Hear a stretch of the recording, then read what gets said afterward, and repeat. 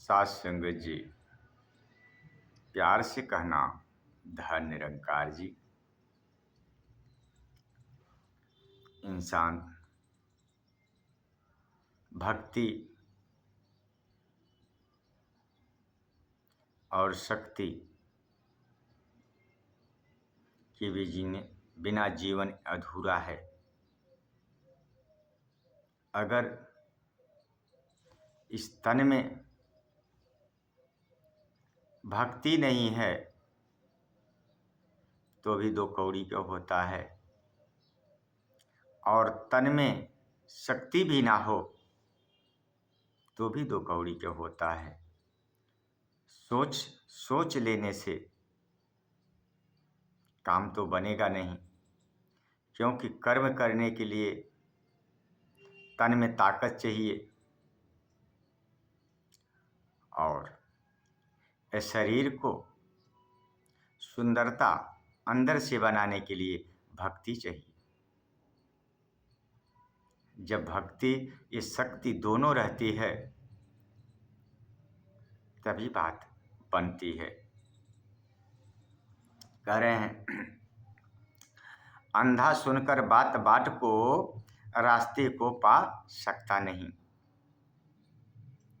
अंधा सुनकर बात बाट को रास्ते को पा सकता नहीं। अगर वो आँख से नेत्रहीन है, नहीं दिखाई दे रहा है, तो रास्ते को नहीं पा सकता सुन करके। अगर वह चलता भी है तो आगे खड्डहर भी है, कांटा है, गड्ढा है, कहीं भी गिर सकता है। इसलिए कह रहे हैं कि अंधा सुनकर बात बाट को रास्ते को पा सकता नहीं। यह संसार अंधकार अंधा में है। क्यों? कि सामने तो परमात्मा सामने है, पर वह नजर नहीं है हमको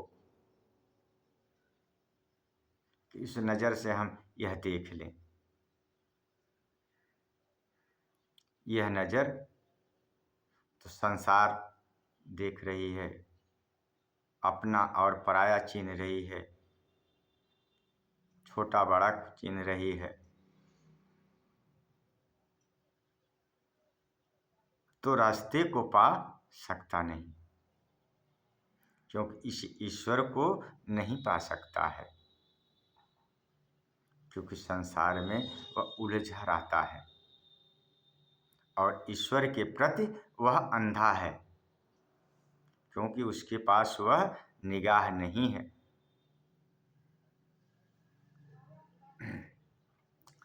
बिन रहबर का कोई हरगिज मंजिल पर आ सकता नहीं। यह रहबर, यह परम पिता परमात्मा, किसी जानकार जो जानता है वही वह मंजिल तक पहुंचा सकता है। जो खुद ही ना मंजिल पहुंचा हो, जो खुद ही मंजिल नहीं देखा है, आपको कैसे पहुंचाएगा? इसीलिए समय समय के वक्त के रहबर पीर पैगंबर जब भी आए तब इस इंसान को सचेत किए, वो मंजिल तक पहुंचाए।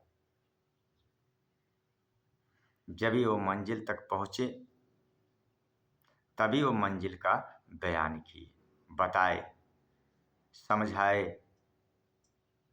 आज संसार उसी बात को ढो रहा, उसी को देख रहा, उसी को सुन रहा है। बंद है कान सुनेगा कैसे, जो कोई तेरा यश गाएगा।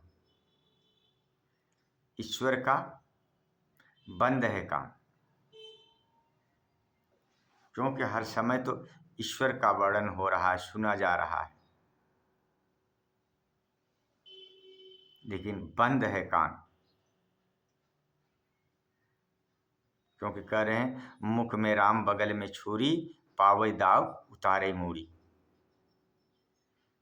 इसलिए वह बंद है कान, जान नहीं पा रहा है, सुन नहीं पा रहा है। जो कोई तेरा यश गाएगा, इसका यश जो गाया जा रहा कैसे गाएगा, यश कैसे करेगा? बंद है काने, इस कान को हमें खोलना पड़ेगा। इस आँख से नहीं, ज्ञान की दृष्टि के आँख से जो सामने ईश्वर हमारे आपका है वह दिखाई तब देगा, जब तक ये ज्ञान की दृष्टि नहीं होगी। इसी ज्ञान की दृष्टि के लिए समय समय के वक्त पीर पैगंबर आके सचेत किए, बताए। जिन्होंने पाया उन्हीं ने बयान किया।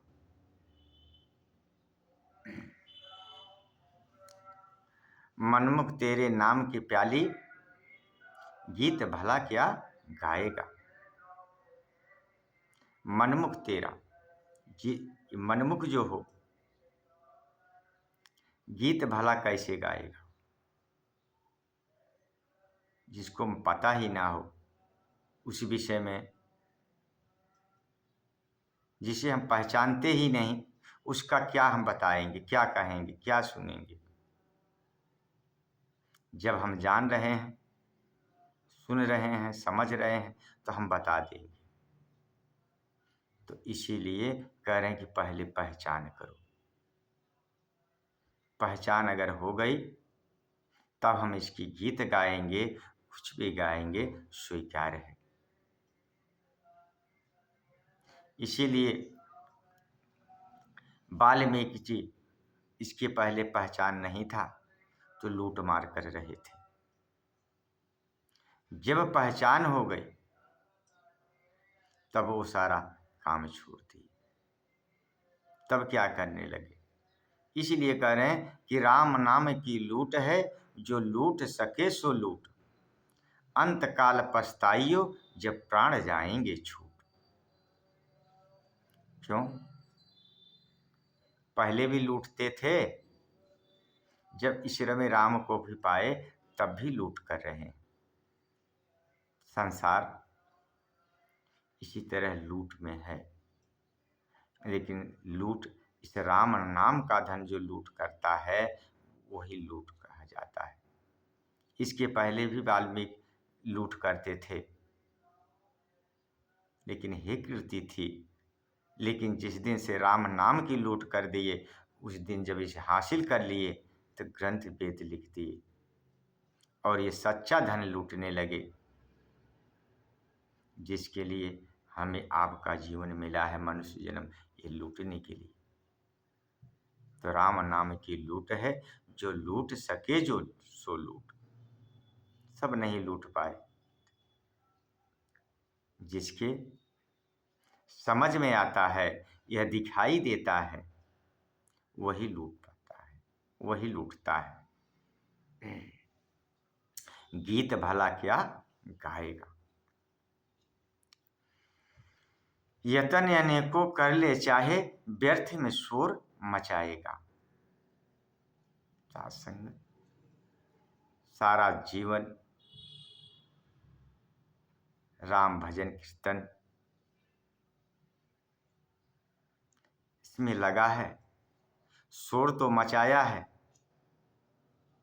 जिसे शोर मचाया है, जिसे बुला रहा है, उसकी तो पहचान ही नहीं। हमारा आपका नाम बुलाया जा रहा है, सुन रहे हैं। जब संसार में हैं तब कोई संसार में आता है तब उसका नामकरण होता है। वक्त के समय के पीर पैगंबर जब भी धरती पे आए तो उनको नामकरण हुआ।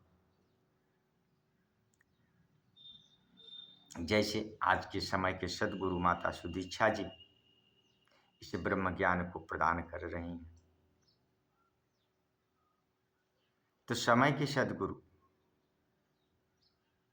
समय की मीरा ने दास से जब भी पाए तो जय जयकार किए।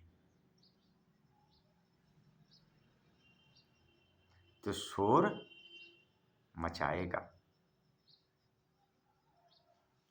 यतन अनेकों कर ले चाहे, व्यर्थ में शोर मचाएगा। व्यर्थ का शोर मचाने से कुछ लाभ नहीं होगा। जैसे धन धन कह देने से धन हमको नहीं मिल जाएगा, घर घर कह देने से घर नहीं बन जाएगा, अन्न अन्न कहने से अन्न नहीं आएगा। इसके लिए हमें कर्म, तो कर्म के अनुसार से इस परम पिता परमात्मा को हमको कर्म करना, किसी से जान पहचान करके फिर शोर मचाना है, फिर इस राम नाम धन को लूटो। संगत, पगले में जो शक्ति नहीं है पर्वत पर चढ़ जाने का, जो विकलांग हो वो पर्वत कैसे चढ़ेगा? जिस तरह से पंगुला नहीं चढ़ सकता पर्वत पर, इस निराकार से हम विहीन हैं, हमको मालूम नहीं है, समझ नहीं है, ऐसे पार परमात्मा को हाजिर नाजिर समझना, अपनी बुद्धि से स्वतः अगर समझ लेते तो आज यह ग्रंथ नहीं लिखा जाता। ये कह रहे हैं पगुले में जो शक्ति नहीं है पर्वत पर चढ़ जाने का, नहीं चढ़ जाएगा। साथ संगत, चढ़ता वही है जो जानता है, जो जान रहा है, जो देख रहा है, वही चढ़ सकता है। शिष्या शक्ति भक्ति हो, ना शक्ति भक्ति है तो नहीं कर सकता है। कहे अवतार बेमुख ना जाने, सार हरि से गाने का। बेमुख जो जानता ही नहीं, क्या मुख से हरि का बयान करेगा, क्या गाएगा? किताब उठाया, खोल कर पढ़ा, पढ़ पढ़ कर सुनाया, फिर उसे रख दिया, उसकी सार को नहीं जाना, उस हरि का गान को करने का वो है कहाँ, उसका समझ नहीं आया। पढ़ने पढ़ाने से यह परम पिता परमात्मा हासिल नहीं होगा, हासिल होगा जानने से। अंधा सुनकर बात बाट को रास्ते को पा सकता नहीं। इसलिए अंधे में इतनी वो ताकत नहीं, वो शक्ति नहीं, वो निगाह नहीं है वो रास्ते को पाए और चला जाए। ये हालत इंसान की है कि जब तक निगाह नहीं बनेगी, गुरु की सी निगाह से यह पार ब्रह्म दिखाई देता है। परमात्मा सर्वत्र सब जगह है, इसीलिए सचेत संत महात्मा कर रहे हैं कि तू जाग जा, तो जाग मुसाफिर, भोर भये बर रैन कहाँ तू सोवत है। अब यह जागने की बेला है, सोने की बेला नहीं है। इसलिए संत महात्मा ग्रंथ से लिख करके हमें आपको समझा रहे हैं, सचेत कर रहे हैं। इसे देखो जो हमारे आपके आमने सामने मौजूद है। लेकिन आँख तो संसार देखती है, लेकिन जिस दिन ज्ञान गुरु बख्श देता है, निगाह दे देता है, तो मुझे हाजिर नाजिर दिखता है, ये दिखाई देने लगता है। इसलिए है नियरे, नज़दीक तो है, ना जनाने वाला, ना पहचान कराने वाला मिलने के नाते हमको दूरी बनी है। तो हम ये भक्ति करके अपने इस इष्ट, जिसे हम परमात्मा को मान रहे हैं, जिसे देख रहे हैं, इसको हम हासिल करें। प्रेम से कहना